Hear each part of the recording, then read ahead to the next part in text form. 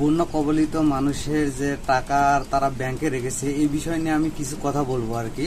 তার মধ্যে হাসনাত আবদুল্লাহ যে বৈষম্য বিরোধী ছাত্র আন্দোলনের যে অন্যতম সমন্বয়ক ছিলেন, তিনি অনেক কথাই বলেছেন। যাই হোক, আমি আসল রহস্যটা ফাঁস করে দিচ্ছি আর কি। আপনারা আমার ভিডিওটা দেখেন এবং বুঝতে পারবেন বিষয়টা আসলে কেন তারা এই কাজটা করছে।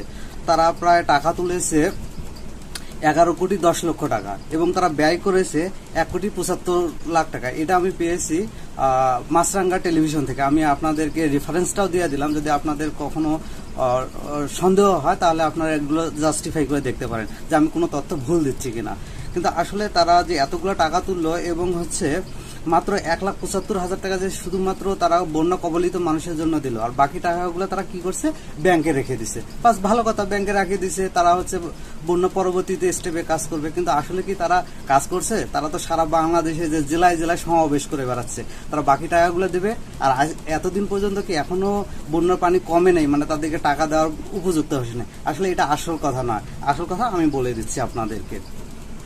আসল কথা যে তারা প্রত্যেকটা জেলায় জেলায় যে সমাবেশ করে বেড়াচ্ছে, এই সমাবেশের টাকারা কোথায় পাচ্ছে আপনারাই বলেন? তারা কি তাদের বাবার জমি বিক্রি করে এনে দিচ্ছে, নাকি তারা বিদেশি কোনো সংস্থা তাদেরকে টাকা দিচ্ছে? আর যদি বিদেশি বাহির থেকে দেশ থেকেই যদি তাদেরকে কোনো টাকা দিয়ে থাকে, আসলে তাহলে কালোবাজারি টাকা তারা নিয়ে এসতেছে। একটা করে প্রোগ্রাম শেষ করতে আমার মনে হয় 1.5 লাখ থেকে 2 লাখ টাকার নিচে একটা করে সমাবেশ করতে পারে। তারা এই টাকাগুলো কোথায় পাচ্ছে? আসলে আমরা যেগুলো টাকা দিয়েছিলাম বন্যা কবলিত মানুষেরকে দান করার জন্য বা তাদেরকে সহায়তা করার জন্য, যে তারা আর্থিকভাবে উপলব্ধি হবে, এটা করার জন্য তারা কি করেছে, সেই টাকা ব্যাংকে রেখে ওই টাকা থেকেই তারা দেশ ভ্রমণ করে বেড়াচ্ছে, অর্থাৎ দেশে প্রোগ্রাম করে বেড়াচ্ছে। আসলে বুঝতে পারছেন তাদের তাহলে টেন্ডেন্সিটা কোথায়? তারা কি করতেছে আমাদের টাকা দিয়ে? তাদের টেন্ডেন্সি বৈষম্য বিরোধী ছাত্র আন্দোলনের নামকে ভাঙিয়ে তারা আজকে দেশে নেতৃত্ব দেওয়ার চেষ্টা করতেছে, তারা নতুন নেতৃত্ব সৃষ্টি করতে চাচ্ছে। আসলে এইটা নয়, এটা জনগণের টাকা তারা মারি খাচ্ছে। তার বাস্তব প্রমাণ আপনারাই দেখেন। যখনই কোনো মিডিয়া তাদেরকে ধরলো, তখন তারা বলতেছে কি আমরা টাকা জনগণকে দেব, বন্যাদের মাঝে দেব। সেটা কিভাবে দেব?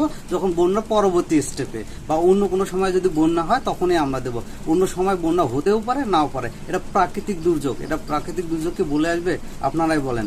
তাহলে দেখেন যে এই যে আন্দোলন করে দেশের মানুষের যে উপকার করবে, তার নামে তারা বেশি ক্ষতি করতেছে। দেখেন তারা নিজেরা পকেট গরম করতেছে জনগণের টাকা তুলে। তারা তো স্টুডেন্ট, তাদের তো কোনো টাকা পয়সা নাই, কিছু নাই। তাহলে আপনারা চিন্তা করে দেখেন যে সারা বাংলাদেশে যারা 64টা জেলায় ভ্রমণ করে বেড়াচ্ছে এবং যে বৈষম্য বিরোধী ছাত্র আন্দোলনের নাম করে যে তারা প্রোগ্রামগুলো করতেছে, টাকাগুলো কোথায় পাচ্ছে? নিশ্চয়ই আমাদের বন্যার টাকা তারা সারা বাংলাদেশ ভ্রমণ করে বেড়াচ্ছে। এই বিষয়। আপনারা আমার ভিডিওটা বেশি বেশি করে শেয়ার করে সবাইকে জানিয়ে দেবেন। ধন্যবাদ।